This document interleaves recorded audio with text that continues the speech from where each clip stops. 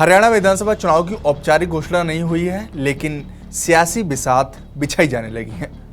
लोकसभा चुनाव में बिगड़े सियासी समीकरण को बीजेपी दुरुस्त करने में जुट गई है और एक मजबूत सोशल इंजीनियरिंग के सहारे सत्ता की हैट्रिक लगाने की फिराक में है।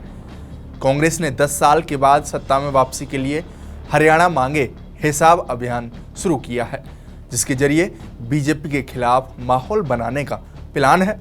वहीं इनेलो और बसपा ने मिलकर हरियाणा विधानसभा चुनाव में उतरने का फैसला किया है, तो जेजेपी अपने सियासी वजूद को बचाए रखने की जद्दोजहद में जुट गई है। नमस्कार, मैं हूं देवेश यादव और आप देख रहे हैं TV9। लोकसभा चुनाव नतीजों के बाद से ही हरियाणा विधानसभा चुनाव की राजनीतिक सरगर्मी तेज हो गई थी। ऐसे में अब अक्टूबर में विधानसभा चुनाव होने हैं और राज्य की 90 विधानसभा सीटों को लेकर शह और मात का खेल शुरू हो गया है। बीजेपी ने लगातार तीसरी बार सत्ता में आने के लिए लोकसभा चुनाव से पहले ही अपने सीएम चेहरे को बदल दिया था। इसके बाद भी 5 सीटें बीजेपी को गंवानी पड़ गईं। कांग्रेस के हौसले बुलंद हैं और लोकसभा के चुनाव से बने माहौल को बनाए रखने की रणनीति पर काम करना शुरू कर दिया है और अब विधानसभा चुनाव तक इसे बनाए रखने के मूड में है। लिहाजा कांग्रेस ने करनाल से हरियाणा मांगे हिसाब अभियान शुरू किया है, जिसके जरिए पार्टी के कार्यकर्ता और नेता घर घर जाकर बीजेपी की 10 साल के सरकार के खिलाफ माहौल बनाने का काम करेंगे। कांग्रेस नेता दीपेंद्र हुड्डा ने कहा कि बीजेपी की सरकार रोजगार सृजन, कानून व्यवस्था बनाए रखने और किसानों की सुरक्षा समेत कई मोर्चों पर विफल रही है।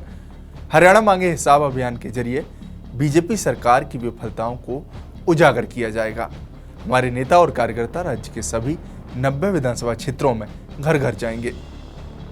उधर बीजेपी ने लोकसभा चुनाव से पहले मनोहर लाल की जगह नायब सिंह सैनी को सत्ता की कमान सौंपी थी, लेकिन उसके बाद भी 5 संसदीय सीटों का नुकसान उठाना पड़ा था। ऐसे में अब प्रदेश अध्यक्ष की बागडोर ब्राह्मण समुदाय से आने वाले मोहनलाल बडौली को सौंपी गई है। बीजेपी ने हरियाणा का प्रभारी जाट समुदाय से आने वाले सतीश पुनिया को बनाया है, तो सह प्रभारी का जिम्मा सुरेंद्र नागर को सौंपा है, जो गुर्जर समुदाय से आते हैं। इसके अलावा कांग्रेस की दिग्गज नेता रही किरण चौधरी को भी बीजेपी ने अपने साथ मिला लिया है, जो पूर्व मुख्यमंत्री बंसीलाल की बहू हैं।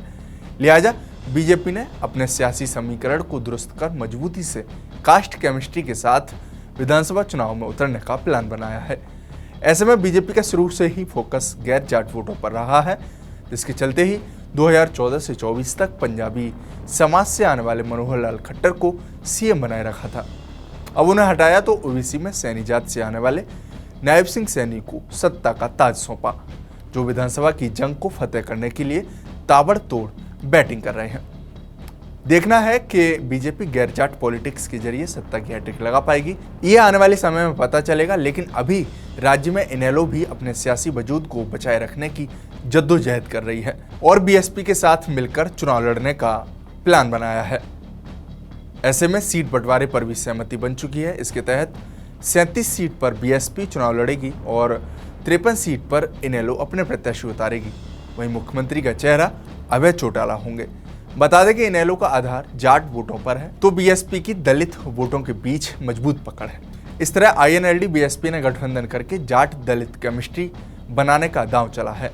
कांग्रेस लोकसभा चुनाव में जाट दलित समीकरण के सहारे जीत दर्ज करने में सफल रही, लिहाजा अब इस पर बीएसपी और INLD की भी नजर है। इस सबके इतर इनेलो से बगावत कर अपनी पार्टी बनाने वाले अजय चौटाला और उनके बेटे दुष्यंत चौटाला के लिए भी ये चुनाव अपने सियासी वजूद को बचाए रखने का है। जेजेपी 2019 में किंग मेकर बनकर उभरी थी और बीजेपी के साथ समर्थन देकर दुष्यंत चौटाला डिप्टी सीएम बन गए थे और लोकसभा चुनाव से पहले जेजेपी का बीजेपी के साथ गठबंधन टूट गया। उसके बाद दुष्यंत चौटाला को डिप्टी सीएम का पद भी छोड़ना पड़ गया था। वहीं लोकसभा चुनाव में जेजेपी को बुरी तरह से हार का मुंह भी देखना पड़ा और इसके बाद जेजेपी के तमाम नेता और कई विधायक पार्टी छोड़कर भी जा चुके हैं। ऐसे में जेजेपी को अपने सियासी वजूद को बचाए रखने की भी चुनौती है। आपकी इस रिपोर्ट पर क्या राय है, हमें कमेंट बॉक्स में जरूर बताएं। साथ ही हमारे चैनल को सब्सक्राइब करना न भूलें। शुक्रिया।